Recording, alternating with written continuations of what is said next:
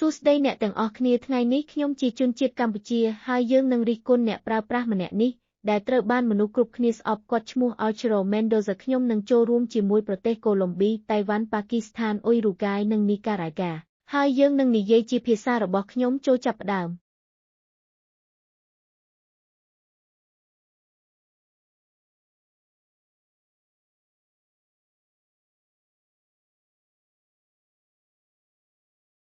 ស្តាប់ទៅដូចជាអាទូរ៉ូ ម៉ាន់ដូហ្សាបានចូលរួមមែនទេនៅឆ្នាំ2019គាត់មានអាយុ14ឆ្នាំគាត់បានកុហកអំពីអាយុរបស់គាត់ដោយនិយាយថាគាត់មានអាយុ22ឆ្នាំដូច្នេះយើងទាំងអស់គ្នាដឹងថាវាគឺជាអាទូរ៉ូ ម៉ាន់ដូហ្សាដូច្នេះសូមចា៎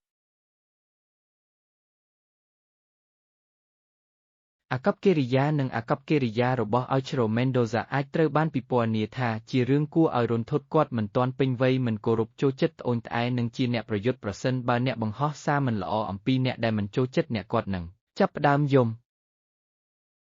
ហើយការបោះពុម្ពផ្សាយដូចគ្នានេះនឹងប្រាប់អ្នកពីរឿងដូចគ្នា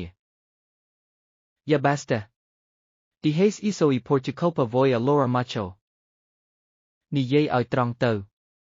អ្នកគ្រាន់តែត្អូញត្អែរអំពីរឿងមិនសមហេតុផលដែលនេះប៉ុណ្ណោះធំឡើងហើយសូមកុំដាក់ទោសខ្លួនឯងអីខ្ញុំនិយាយបែបនេះតាមបទពិសោធន៍អ្នកប្រើប្រាស់ម្នាក់នេះឈ្មោះ Arturo Mendoza មានការចាប់អារម្មណ៍យ៉ាងខ្លាំងចំពោះតួអង្គមួយរូបពីរឿង Total Drama ដែលខ្ញុំមិនអាចចាំឈ្មោះរបស់គាត់បានហើយគាត់តែងតែបង្ហោះអំពីនាងនិងរបស់របរផ្សេងប៉ុន្តែអ្នកដឹងហើយថាគាត់មានការចាប់អារម្មណ៍យ៉ាងខ្លាំងប៉ុន្តែនាងមិនមានទេហើយនាងក៏មិននៅខាងអ្នកដែរនាងគ្រាន់តែជាតួអង្គប្រឌិតប៉ុណ្ណោះហើយនាងថា Wujrak ហើយឈប់មានការចាប់អារម្មណ៍យ៉ាងខ្លាំងចំពោះនាងទៅ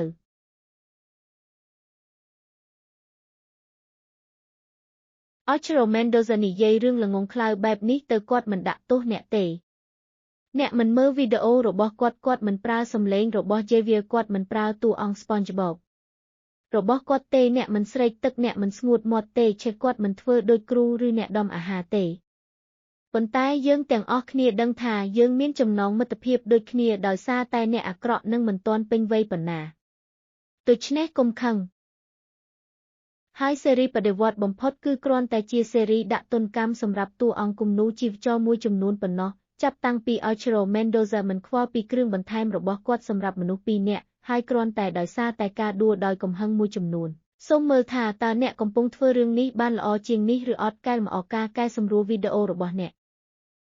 ហើយស៊េរីបដិវត្តន៍បំផុតគឺគ្រាន់តែជាស៊េរីដាក់ទណ្ឌកម្មសម្រាប់តួអង្គគំនូរជីវចរមួយចំនួនប៉ុណ្ណោះចាប់តាំងពី Arturo Mendoza មិនខ្វល់ពីគ្រឿងបន្ថែមរបស់គាត់សម្រាប់មនុស្ស2នាក់ហើយគ្រាន់តែដោយសារតែការដួលដោយកំហឹងមួយចំនួនសូមមើលថាតើអ្នកកំពុងធ្វើរឿងនេះបានល្អជាងនេះឬអត់កែលម្អការកែសម្រួលវីដេអូរបស់អ្នក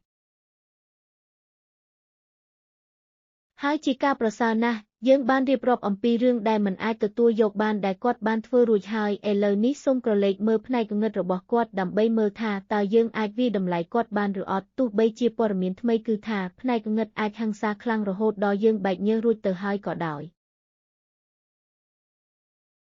មិនអីទេយើងស្ថិតនៅក្នុងផ្នែកគំនិតនៃប្រវត្តិរូបអ្នកប្រើប្រាស់របស់អ្នកហើយចូលយើងវាយតម្លៃរឿងអាក្រក់ដែលអ្នកបានធ្វើ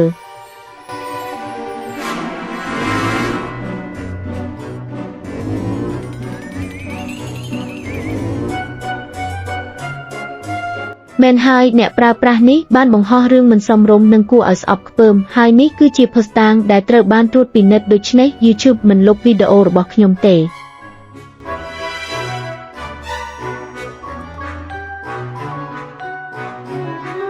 វាពិតជាអាក្រក់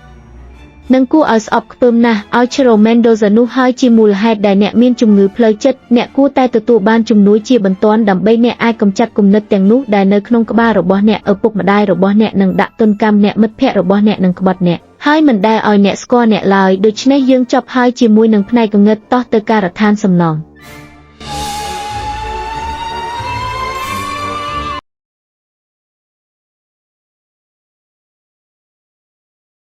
សរុបមក Arturo Mendoza គឺជាមនុស្សមិនទាន់ពេញវ័យមិនគោរពចូលចិត្តអ៊ូទាំនិងឆាប់ខឹងតើអ្នកជាអ្នកគាំទ្ររ34និងជាមនុស្សមានជំងឺផ្លូវចិត្តដែរឬទេអញ្ចឹងបើចូលចិត្តវា សូមចុច like ហើយ follow ខ្ញុំផងលាហើយ